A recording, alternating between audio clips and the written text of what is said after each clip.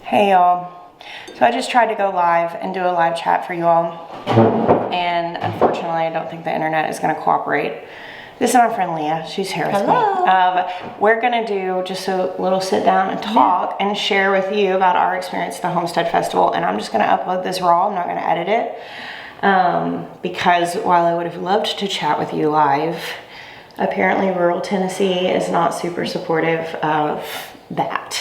I literally made fun of it in my stories last night on Instagram. I was like, what is the deal? I think all of Tennessee doesn't have good Wi-Fi. I'm making a blanket statement.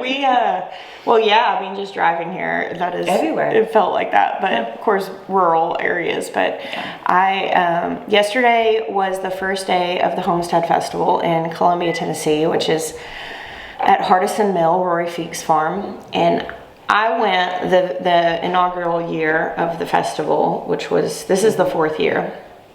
And then the second year, Leah came and flew in and came with me. Oh, hey, KK. Oh, good morning. Our house is just waking up. We got up early. But last year I was not at the festival. You know, they mix it up and get different speakers. But then they asked me back this year and I said yes. And I asked Leah to come down, and we have a house full. It's so much fun. I'm so glad to be here. Yeah, I appreciate you being here. She helps by standing in line and taking pictures when everybody wants a picture. And it's nice because I've actually had a lot of people post that when they stand in line to get a picture, and then somebody else will take it from them. Sometimes it ends up blurry or different things. So low. They're so disappointed. So I like to have somebody around that I can make sure people are getting a good picture when they stand and wait. And I love it because I just get to sit there and hear them all love on you so much. And I tell them, I'm like, what you see is what you get. She is just how you think she is. She's wonderful. It is very sweet. It's very humbling to get to meet so many people. It's why I do conferences. Mm-hmm. I don't do it for the public speaking. I'll tell you that much. I get like secondhand nervous for you so much. I don't like public speaking either. Yeah. Well, you're in the car on the way there when I'm just like have to throw up. All the nerves. So yesterday I spoke first. Mm-hmm. And then today we speak last, but today I speak with Jeremiah, and that's a lot easier for me. Which I think it'll be great that it's last, because if it doesn't storm us, hopefully. Yesterday the bottom fell out. I loved it. Yeah, California. You don't get a lot of rain in the summer where we're from. No rain in the summer, but she did say, because it was thunderstorm. I mean, it was lightning and it was pretty intense. We're under a tent. Yeah. We pulled our tent down. We have like a 10 by 20 booth where we're selling like merch and stuff, and we set up a space so we can sign books and everything. And we just pulled it down low, and we're all just kind of like huddled underneath it, pulled our stuff in, tried to keep it from getting wet. And Leah was like, yeah, usually if there's lightning, something starts burning. Yeah. I honestly, and this is with no exaggeration, I cannot remember a time, maybe once in the last few years, that if there's lightning, there's not a fire. Wow. So a lot of times, our fire department is really, really good. They get on top of those fires really quickly. But it's a little nerve-wracking. You're like, okay, there's going to be fires. Yeah. So it was nice to know. There's nothing will light here. We're saturated. Nothing's going to light here. Like breathing in soup. Yeah, it is. That is accurate. I texted my husband yesterday a picture of the 85% humidity and just put soup. It was like gross. It is. I say sometimes I have to swim to my car because it just is so humid. And now people know why I have big hair so much of the time. I called him and I said, I will take my brown grass and my dry heat all day long. See, I go out west, and within the first day, my nose is bleeding. My lips are chapped. Yeah. I feel absolutely amphibious when you take me out of the humid south, because I'm like, I'm not made for dry climates. I have so fully acclimated to being in high humidity all the time. Yeah. That I come here and I absorb, and I just get puffier and puffier just with so much water. That's wild. I push it, like I have so many creases on my legs from just sitting on a chair. I'm like, I am so puffy right now. Yeah, I think our biology is just fascinating. I think that's so cool. What is it called? Adapted. There you go. We adapt to our surroundings. So, one of my favorite things about going to festivals is hearing the stories of all the people who have taken the leap at this point. Yeah. I mean, I cannot tell you how many people told me yesterday. I started watching you and, like 18, 19, 20, 20, somewhere in there. And they were like, and I was in an apartment, I was in a neighborhood, I was in an HOA, and now I'm on 5 acres, 10 acres, 15 acres, That's 50 so cool. acres, and people of all ages, all demographics. It was just really, really cool for me. It is really cool. And they're telling me, they're like, I attribute this to you and your vlog. I'm like, listen, you did the hard work. Like, please do not. I don't want the credit for this. They come up and they're like, I can't wait to show her my garden. And they're like searching for the pictures and always show me pictures of your garden. Yeah. Like, I want to see. They're like, this is Jess' garden. I saw a lot of cattle panel trellises yesterday in pictures. But it really is. It's a huge blessing to get to meet people. Yeah. I always say this when I speak, but like, when I stand up in front of a tent full or a room full or an auditorium full, I'm always like, everybody will always clap, like, hey, welcome, let's start, we're clapping. And I'm like, I get extremely like, I don't know how to describe it. It's wild because it's like, wow, there's real people on the other side of this. I theoretically know that, like, obviously, I know there are real people on the other side. But like, whenever you see the real people and you see their faces and like you feel them, and it's just like, you're like, oh you're my, really there. Oh goodness. all those numbers on the screen, those are representative people. I know, it's humbling. And then hearing all the stories, when I said, we were not signing up for a lot of conferences coming up just because we have some things that we're working on that are going to be a lot, but like, I will find a way to like make that connection, because I don't think I could, even though it's hard to like take the family and travel and cover the farm and it's a lot to do this, but I need that connection with people. So it is really special. Real. Yeah. So with people jumping off, I thought it would be kind of cool. You were in a pretty different place, homesteady, a couple years ago when you came. Yes.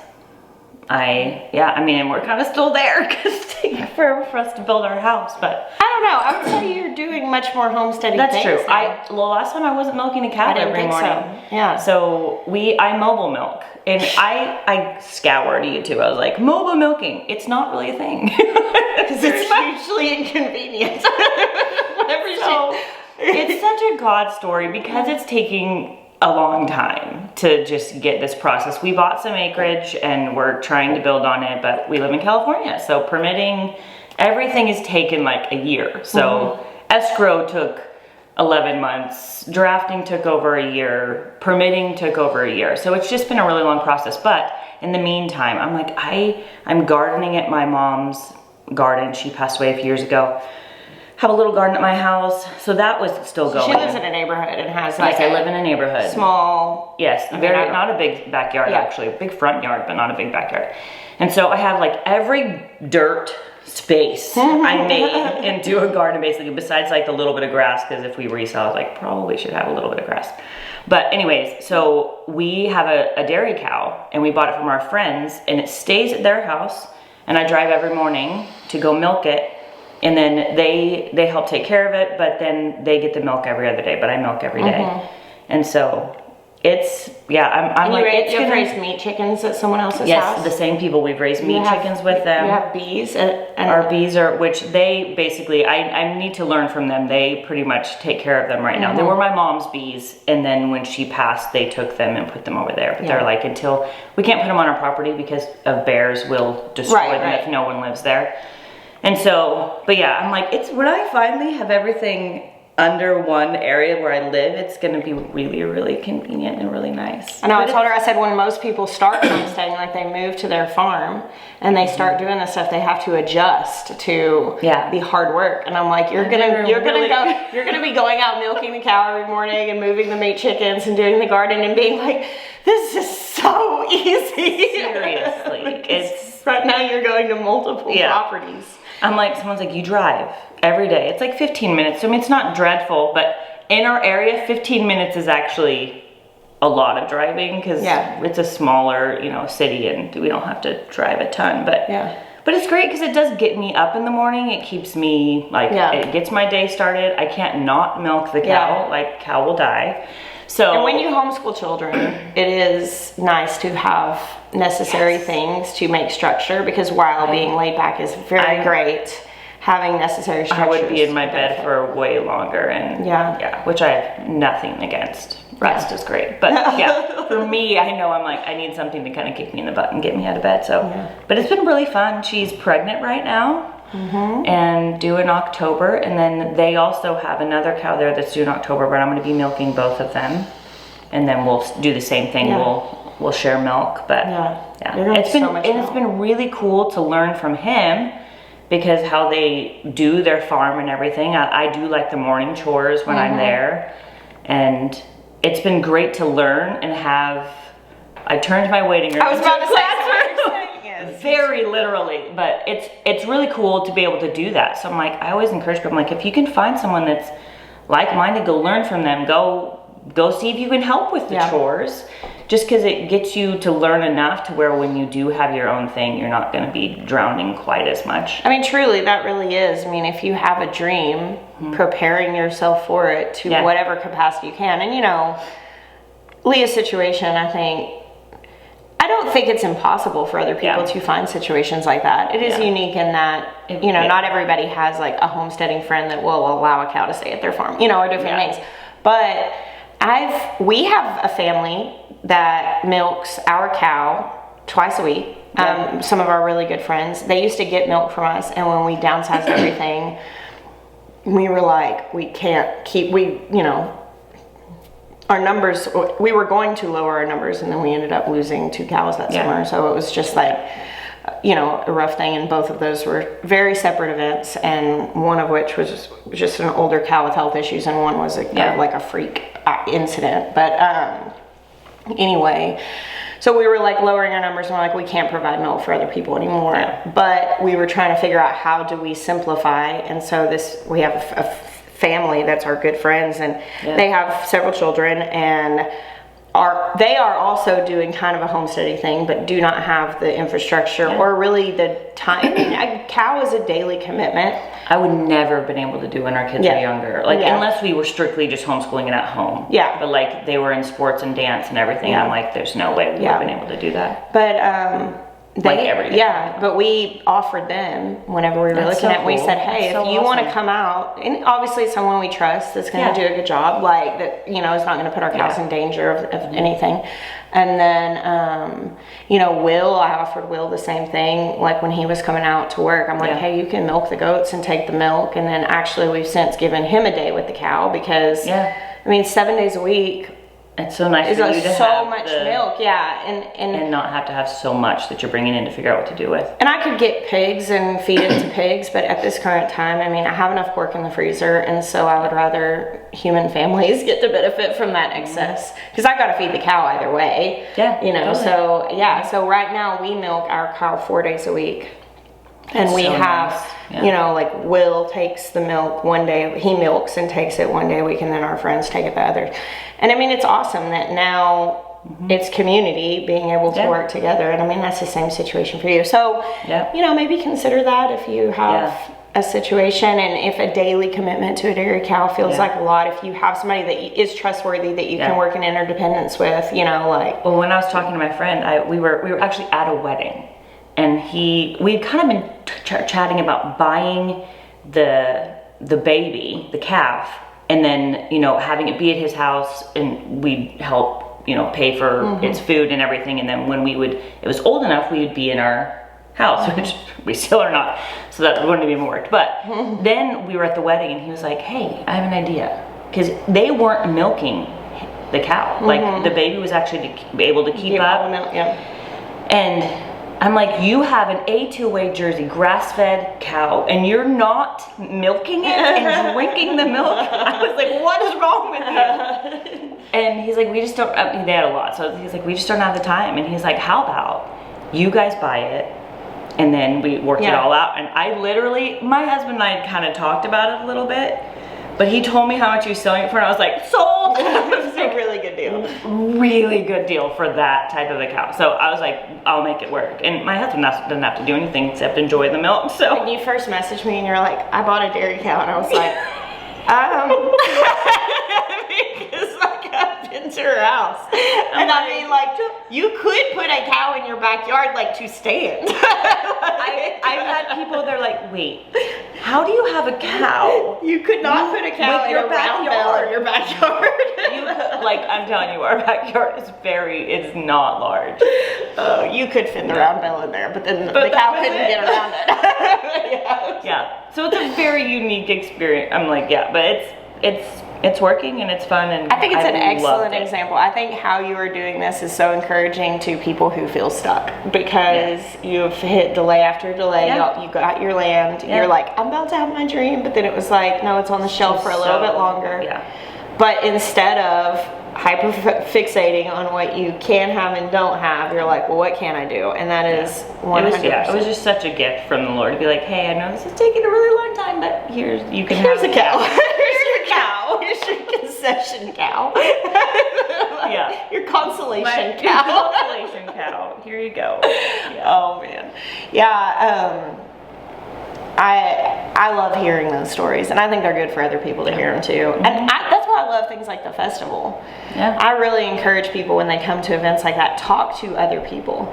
Like, ask people their stories. Like, I am the weirdo that will ask a complete stranger, like, hey, what's your story? Or I'll ask people, like, I don't like to ask small talk. I want to ask, like, what's the best thing that's happened to you lately? Or like, what's really moved your heart in your life lately? Like, because I think that I want to know, like, what other people's actual human experience is. And when it comes to, like, this dream and this lifestyle, we spend so much time with people who don't get it. They don't even get the desire for it. So whenever you are at least around people who have a desire for it, you've got a world of possibility at your fingers as far as conversation goes. And there's so many at the festival. I'm like, I want to know all your stories. Thousands of people with a desire for this. Like, choosing the hard thing. Choosing the hard thing. Yeah, no, that's why I said yesterday in my talk, I was like, nobody decided to homestead because they wanted life to be easy. No. But, you know, it really does. It takes slow food to a new level. Like, it's not like, oh, I'm not going to go to fast food in the drive-thru window. I'm going to go to slow food and put it in the crock pot. And I'm like, no, I'm going to go to slow food, and then I'm going to have it born on the farm. And grass feed it for 2 years. And all the work to dispatch it and everything. And then do all of the process, and then all of the things, and then cook it mindfully so that it's the best it can be. I mean, that's slow food. And it is the harder way. I mean, we're choosing the harder way. Well, when we raised our meat chickens, where I live, it's very hot, dry, but very hot, and we had gotten them at the right time, but it was unseasonably hot early. This was last year, and we bought, I think, 62 meat chickens, and we were going to split like 30-30. We were like, you know, we'll have maybe a few die. 30. Oh my gosh, because of heat. We had like, we'd put like tarps around, or they did it quickly. The tarps around, they put fans, they were like misters, trying to keep them as cool as possible. But I mean, you can't move 60 chickens into, like, it's not like an easy feat to like move them into something cooler, and where you can't move them to your house. So we finally were like, we just have to butcher them now. They're just dying. They're dying. We have to. So we got, I think we had 33 total at the end. Wow. But it's like, what do? You're like, okay, this was definitely not. We lost quite a few of the first meat chickens we ever got because of the heat. And I'd just seen, this is regional differences. I had looked on YouTube, and I watched a lot of my friends that lived like in the mountainous Appalachia area that were raising meat chickens in the summer. And I was like, oh, cool. And this was when I was in Arkansas. And cannot raise them in Arkansas. You're not getting 105 degrees in the mountainous areas of Appalachia. You know, like, I'm sure maybe there are some areas, but not where I was watching videos from. And so the first round of meat chickens that we had was like, no. So we actually only raise meat chickens, and I usually get them shipped to me in like September, August, late August, and then they're brooding through the heat, which is nice. When it's really hot in the barn and you're brooding, that's great, because they're babies and they need it really warm. And then you're moving them out right as the weather breaks, and like, but it's still warm enough. There's still lots of insects. Like, it's still good for pasturing. And then we're usually aiming to process by like end October, so that way, you know, we're able to get in the freezer before the freezing comes. Yeah, we're definitely doing it a different time. Baby. This next time we raise them. Yeah. We're like, that was horrible and not very cost effective. Well, we need to cook pancakes. We do. It's my son's birthday today. It is Cruzy's so we're birthday. he's still sleeping, but we're gonna cook some pancakes. So when I called Leah, I was like, hey, I was wondering if you wanted to come out and like stay with us. We're gonna get that in Airbnb, and maybe you could bring Cruz, because we've spent a lot of time together, but seeing as how we literally live on the opposite sides of the country. I went out to her place, was it last year? Yeah, I know, I was trying to figure that out the other day. And I shot a video with her in it was her mom's garden. But which that's looks so much worse now. It's so bad. The weeds are, I'm sorry, Mom. She won't care. She was a gardener. She understands exactly. She likes wild. It's wild. But I went out there, but we've spent a lot of time together over the years of our friendship, but from opposite sides of the country. And so this is our first time for our kids to be together. Yeah. And it's been good. It's been fun. They were playing last night. Fun. Yeah, I don't know how long they played for. Jeremiah stayed up with them, and I was like, I need to go to sleep, because I was literally like, it was like 10 o'clock, and I just could hardly keep my eyes open, and I was like, I really need to go to sleep. So he stayed up with the kids to make sure they did not stay up insanely late. But yeah, so it's Cruz's birthday, so we're gonna make pancakes for breakfast, and then we're gonna go do day 2 of the festival. Yep. But I just wanted to make sure I got a video for y'all. Thanks for hanging out with us today. Thanks for chatting. We bless you. Until next time.